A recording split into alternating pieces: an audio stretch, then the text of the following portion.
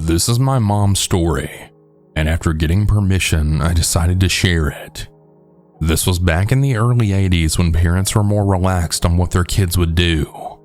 I'll be telling it from her perspective. I had gone to my friend's house planning on staying the night. Let's call her Mary. Mary's family had plans and they had left to go out for a few hours.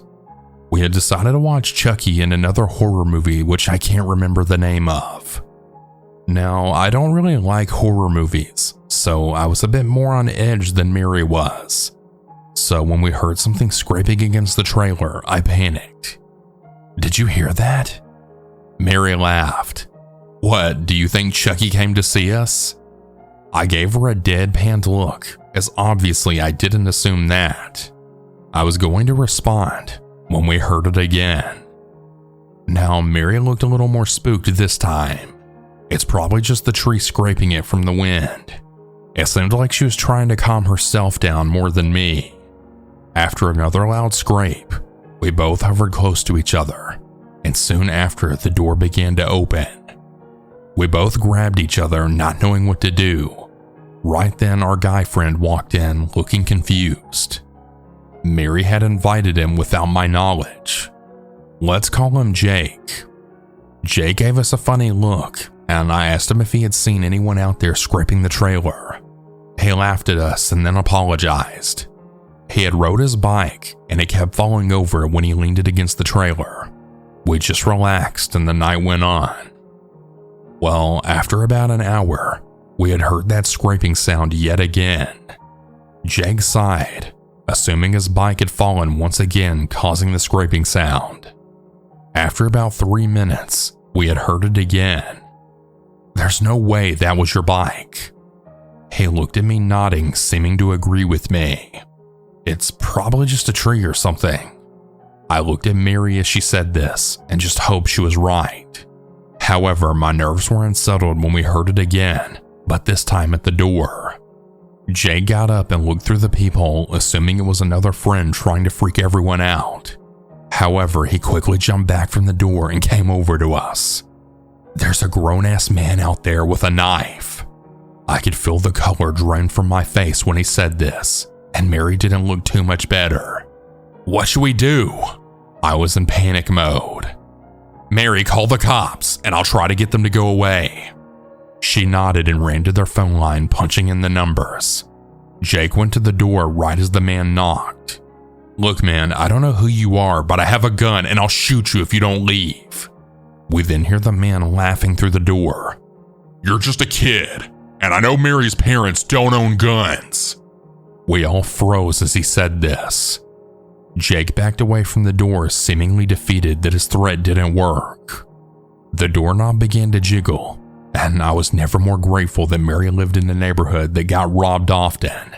Because of this, she always made sure the door was locked. When we heard him begin to slam on the door, seeming to want to break it down, us girls then screamed, and then Jake ran to the kitchen looking for a knife as well. Thankfully, because of where Mary lived, cops were usually close by, and they actually got there within just a few minutes. The guy didn't have time to run. Her parents got home shortly after, and we later found out that this man was actually a close friend of theirs, who just knew they would be gone for a while. To this day, I don't know what he wanted with Mary, but I was grateful she wasn't home alone and that Jake stayed level-headed. The man had spent some time in jail for an attempted break-in, but that was all. Please everyone, keep your doors locked, as you never know who can have malicious intent, even if you know and trust someone. If Mary had looked through the peephole, she most likely would have let him in and would have done God knows what to her.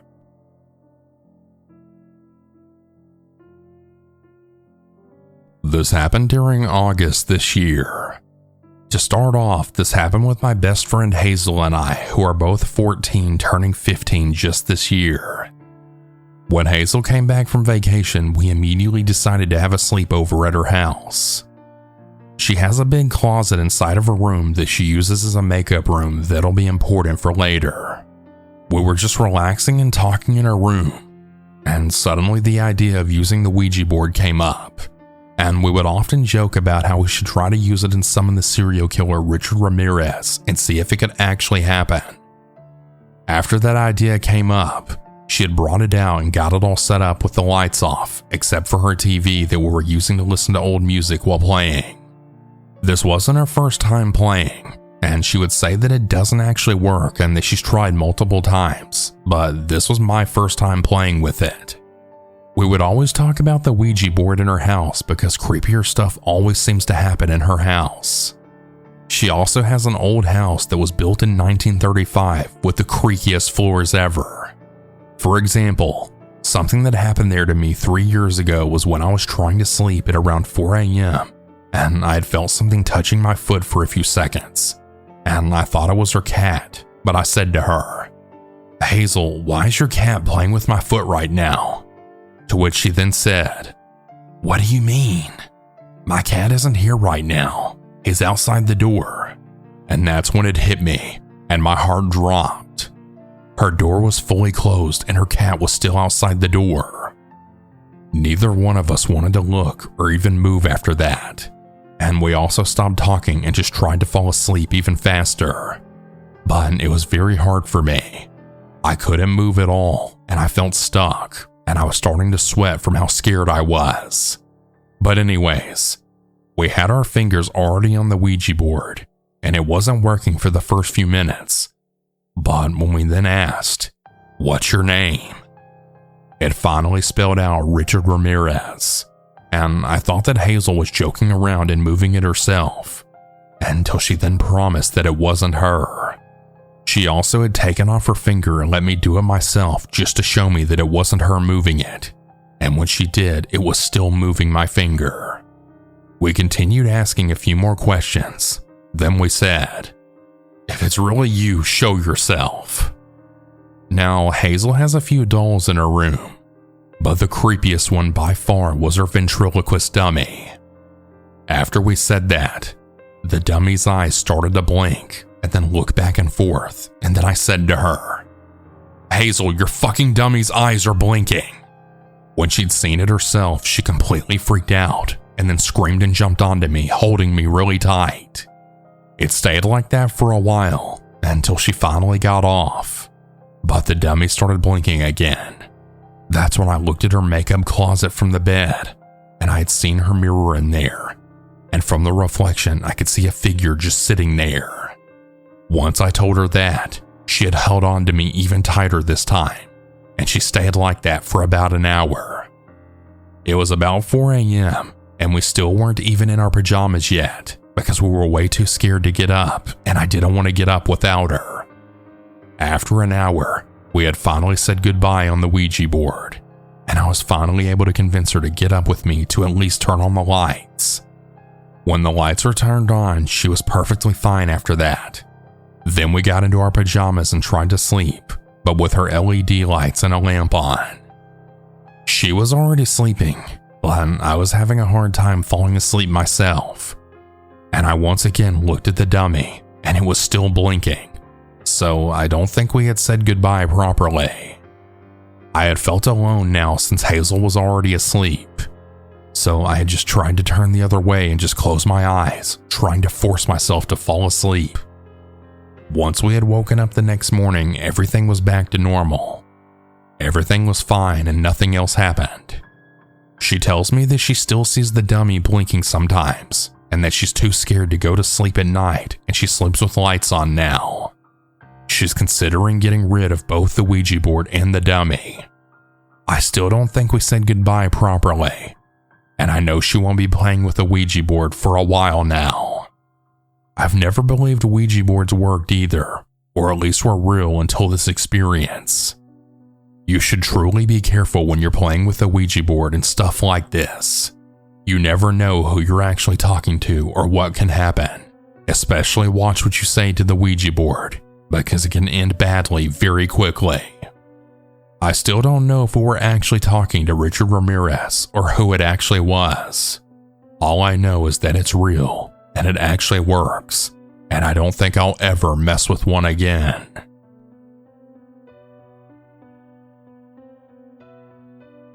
The story took place when I was around 15 or 16. It might not be that scary, but it really stuck with me all these years. When I was a teenager, I would go over to my cousin's place to hang out after school. One weekend, we decided to have a sleepover. She lived in a small 2-bedroom apartment with her family at the time. I never really believed in the paranormal until this day. My cousin and I, let's call her Crystal, were having snacks and catching up. She had a chair in the middle of her room, and as we were talking, we both noticed that her chair had moved just slightly. It almost seemed to levitate about half an inch. We figured it was her dog moving it, but her dog is a small, fluffy little guy, and he couldn't have lifted the chair. Plus, her dog was in the corner of the room napping.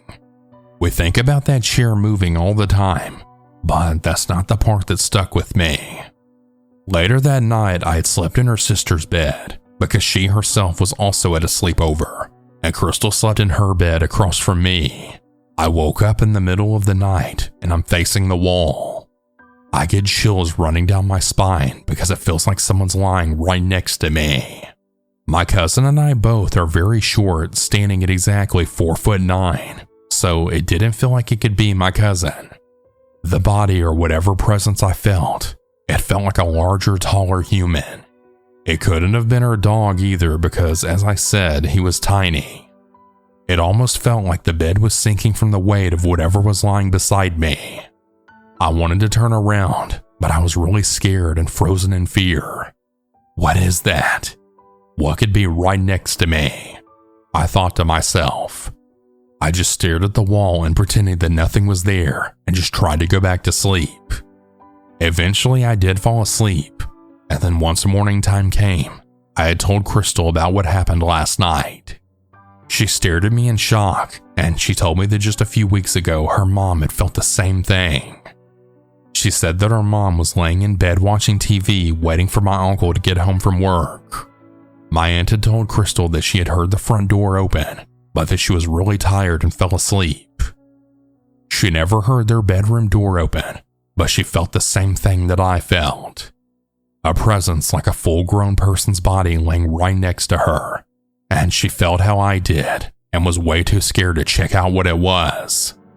So she fell asleep, waking up around an hour later to the sound of my uncle opening the bedroom door. She had asked him if he had laid next to her earlier, but he said no, that he had just got home from work. My uncle isn't the type to pull pranks or anything like that, but he's also a real skeptic, so he didn't believe that it could have been a ghost or any otherworldly entity.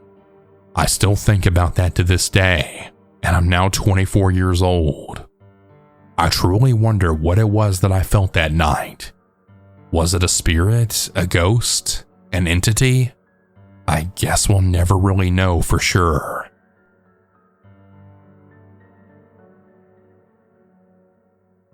The story is genuinely still one of the weirdest experiences I've had with a friend, and it's a huge factor in me having trust issues with friends to this day. I'm 18 now. At the time of the story, I was about 13. I had just become very close friends with this girl from my school. For this story, I'll call her Sasha. Sasha and I had met through mutual friends, and we actually grew much closer because we hung out in a group with my absolute best childhood friend at the time. But after a while of all three of us together, Sasha and I had started spending time by ourselves. She had just moved, and I would spend a lot of time having sleepovers at her new house, and we would all hang out at the local playground with this other boy in our grade. Again, for the sake of the story, I'll call him Dylan. At the time, Dylan and I were kind of in a flirty relationship, as much as 13-year-olds can be.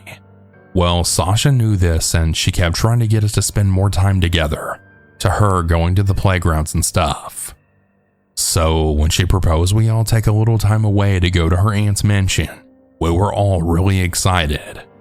Sasha's mom had confirmed beforehand we were all allowed to go, and told us that we'd basically be house sitting for free while getting to stay at a lovely place.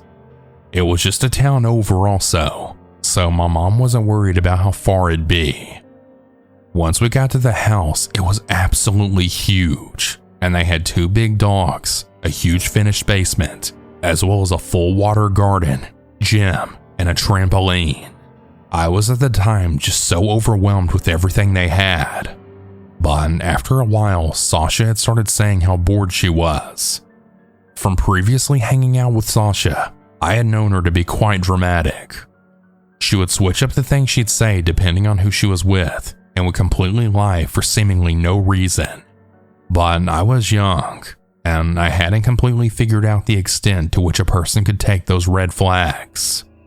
Her boredom was a bit weird to me seeing our surroundings, but when she suggested we do something, I reluctantly agreed, and I asked what she had in mind. Sasha then told me that she wanted to take a mall trip so we'd have cute clothes for the upcoming county fair. She then took her phone into the other room to call her mom and ask for some money for the shopping trip, and I had heard the whole conversation from the room over. I had heard Sasha's mom word for word then say that her aunt and uncle were basically being charitable, and they wanted to thank us for house sitting by giving us some money for shopping. Sasha's mom then said to Sasha, "Take some more money from the drawer in the closet in the bathroom," which is where I was standing. They both seemed so genuine. I was really shocked and impressed when Sasha's mom said we could have such a big amount of money at my age. I think it was about $500, and Sasha took more for herself. I was completely fine with the amount, and I thanked them profusely for it. I didn't really have much money growing up with a single mom, so as Sasha was looking through the drawer, I genuinely think I was just assuming that's what upper middle class families did. Looking back though, I can now call so many points where I would have left now, but I didn't have a ride home, and I didn't really know how to describe the situation to my mom just yet. So I trust Sasha, and we went to the mall. And this is when Dylan met up with us to begin his stay there. Wanting to win Dylan over a bit, I think I had shared some of the money with him, both of us spending just enough to get a hoodie and I think food for the day. Sasha used the rest of the money for herself, and we had walked home that day, which Sasha insisted we do, although it was freezing and we were about 30 minutes away. These were the moments looking back where I know Sasha was off about the whole situation. When we finally got home, I remember Sasha instigating a fight with Dylan, and he got so mad and fell asleep. The day after that was the fair, so we all cleaned up and went home. Sasha's parents provided us all the transportation. Once we got to the fair, I remember Sasha having to leave the fair early because her and her mom were having problems. But I tried not to ask questions because, again, I was aware things were a bit off in their situation.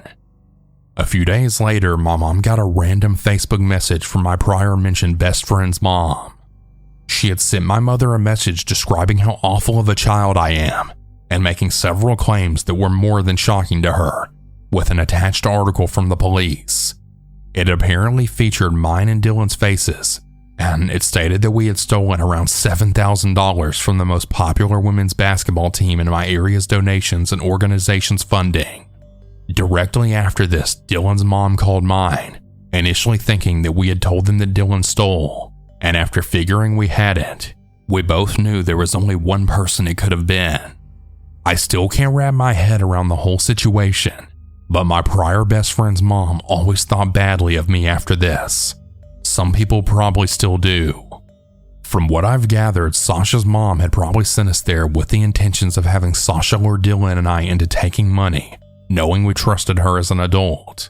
And as Dylan and I are black and Sasha was a white girl in the area we live in, everyone would believe Sasha was completely innocent, especially the police. Unfortunately, situations like this happen a lot, and kids like us are always blamed, even by the people I trusted, like my best friend's mom. Luckily, my own mom immediately believed me.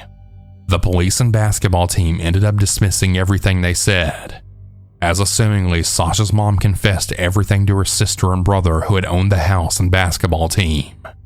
Luckily, Dylan and I ended up dating after this, and we cut off Sasha completely. Although I sometimes still see her face on Instagram, I hope she's doing well. but I would only like to know that from a distance. Hey everyone, that's about it for today's stories. If you have your own story that you would like to send, you can send it in at southerncannibal.com, or you can email it at southerncannibalstories@gmail.com. I look forward to telling your story. Have a good night or good day, everyone. And remember to always